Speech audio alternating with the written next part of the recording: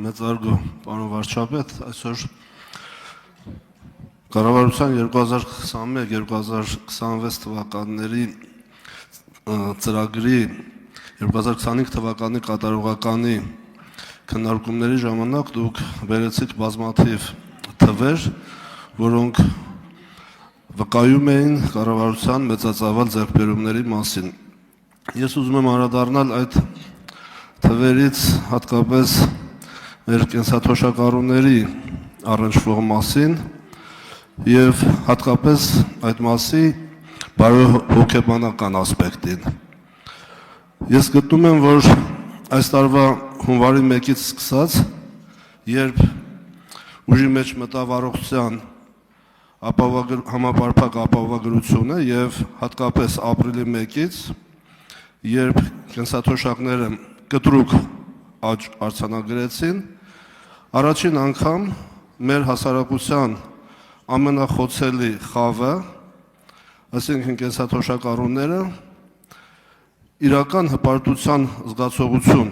ունեցան, որովհետև առաջին անգամ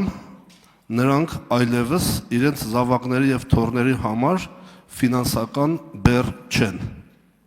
Առաջին անգամ նրանց ստացած գումարը գերազանցում է կենսապահովման նվազագույն զամբյուղը եւ առաջին անգամ պետությունը գրեթե ամբողջությամբ իր վրա է վերցնում նրանց առողջապահական ծախսերը։ Աշխատանքի եւ սոցիալական հարցերի նախարարը վերջերս հայտարարեց, որ ամեն տարի գնաճի հետ կապված անդադ բարձրացվելու են այդ գումարները, որպեսզի կենսապահովման զամբյուղը չգերազանցի նրանց ստացած գումարը։ Հարցս հետեւյալն է, պարոն վարչապետ, դուք որպես վարչապետ եւ առաջիկա 5 տարիների ընթացքում երկիրը կրկին ղեկավարելու կառավարությունը անց ինչ տեսլական ունեք, ավելին հնարավոր է անել մեր կենսաթոշակառուների համար եւ հնարավոր է արդյոք, որ կենսաթոշակառուները ոչ թե նվազագույն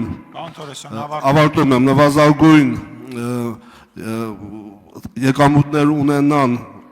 կենսապահովման զամբյուղին զուգահեռ, թե կարող են միջին կենսամակարդակ ունենալ նրանք։ Որն է ձեր տեսլականը, շնորհակալ եմ։ Շնորհակալ եմ, պարոն Թորոսյան, հարցի համար, բայց գիտեք, հարցը ինքը բազում շերտեր ունի, ես հիմա ձեզ մի բան ասեմ, ես նոր այս ամբիոնից խոսում էի ավիատոմսերի գների մասին,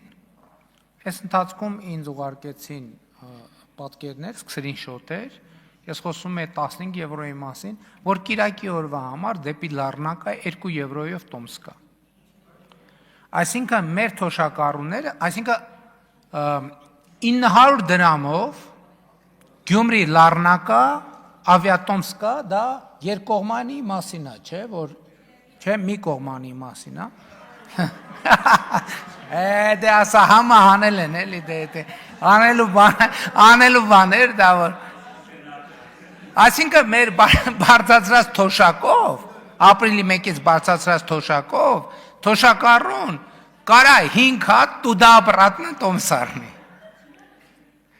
Հասկանում եք, որովհետև բանի խնդիրը մենակ փողի նոմինալ արժեքը չի։ Խնդիրը նաև այս հնարավորություններն է, որ մենք ստեղծում ենք, բայց երբ որ մենք ասում ենք սպառողական նվազագույն զամբյուղ, այդ չի նշանակում, որ թոշակը սպառողական նվազագույն զամբյուղը հատել է եւ կանգնել է, որովհետեւ հետվճարի համակարգով այսօր շատ ավելին է, ասենք օրինակ նախարարը ինձ ասեց, որ 120% է սպառողական զամբյուղի, այսինքն ձեր ասած խնդիրը արդեն լուծման ինչ-որ մի քայլ արել է, իհարկե կան նաև գնաճային երևույթներ, որոնք մեր ներքին խնդիրներից կախված չեն, բայց կան նաև այսպիսի երևույթներ։ Մենք հաջորդիվ ծրագիր ենք անելու, որպեսզի թոշակառուների տնտեսական ակտիվությունը մեծացնենք, որովհետև ես էլի ասում եմ 63 տարեկանը ոչ թե թոշակի, այլ փոքր բիզնես սկսելու լավագույն տարիքն է։ Եվ մենք պետքա 21-րդ դարում հարգելի գործընկերներ, 63 տարեկանը, 65 տարեկանը, 70 տարեկանը, ինչ տարիք է, եթե մարդը առողջ է, առողջության համար կա առողջության ապահովագրությունը։ Եվ մեր խնդիրն է, որ քաղաքացիները, գիտեք, մենք նաև գիտենք մեր ծնողներից, որ երբ որ մարդը ակտիվ է, ինքը ավելի, այսինքն կյանքից գոհունակության մակարդակը ավելի բարձր է, ինքը գործունեություն ունի, դա շատ ավելին է, քան ուղղակի իրան որպես նվիրատվություն ինչ-որ բան տալը։ Եվ հետևաբար, այո, եւ մեր հանձնառությունը քաղաքական հետևյալն է, որ սպառողական զամբյուղից ներքև թոշակը պետքա չիջնի։ Ինչքան կհասցնենք, կկարողանանք բարձրացնել, այդ արդեն լրիվ ուրիշ հարց է եւ ժամանակի ընթացքում, հեսա որ արձագանք եք կասեմ։ Արձագանք։ Պարոն վարչապետ, ես Կարողա թանկացավ արդեն։ Բա գովազ դարի մի մարդիկ ինձ ուղարկել են սկրինշոտը 2 եվրո։ Հա?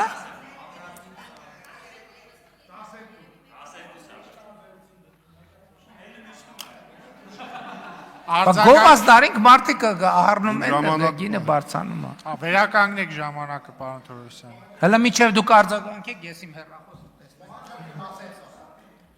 Պարոն Թորոսյան, դուք արձագանքեք։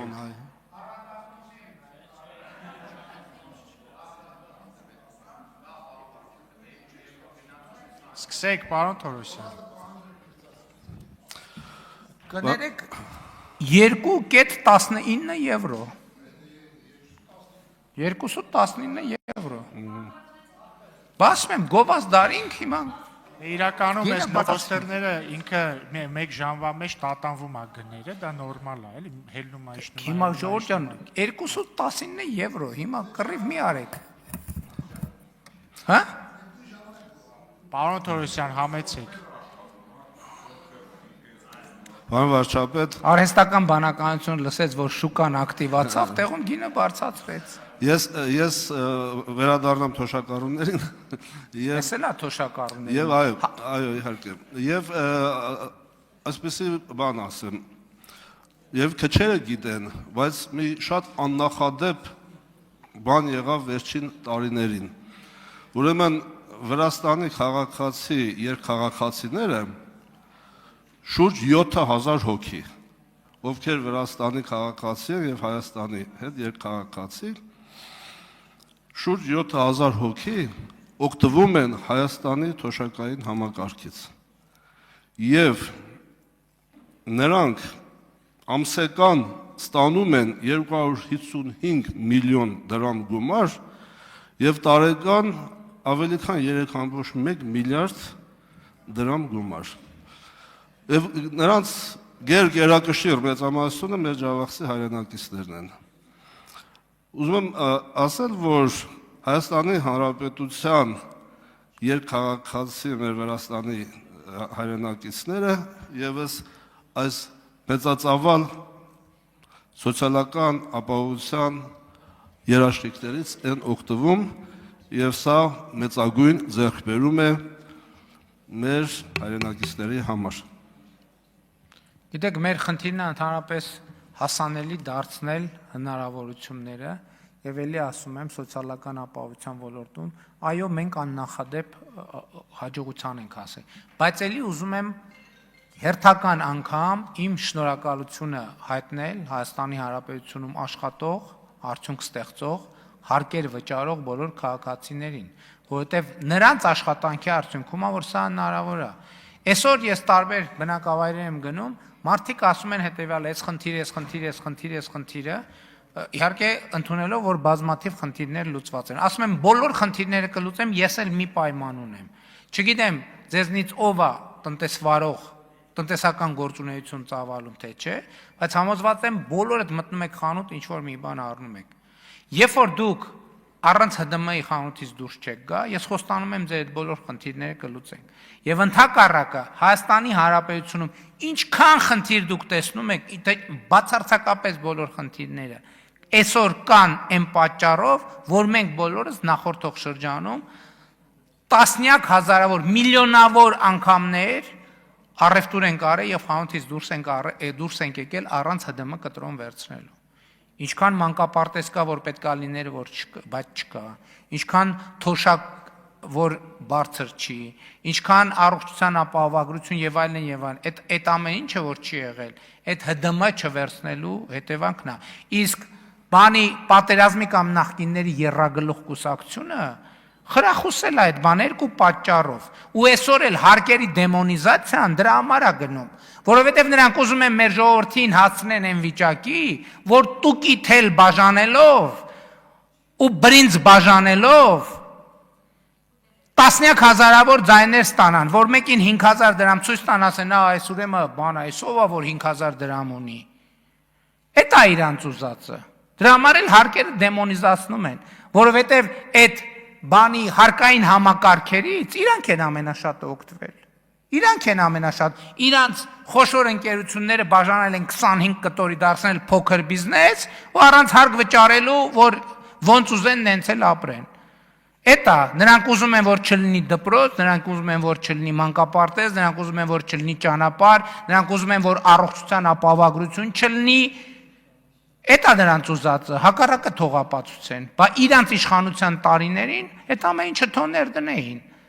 դնեին։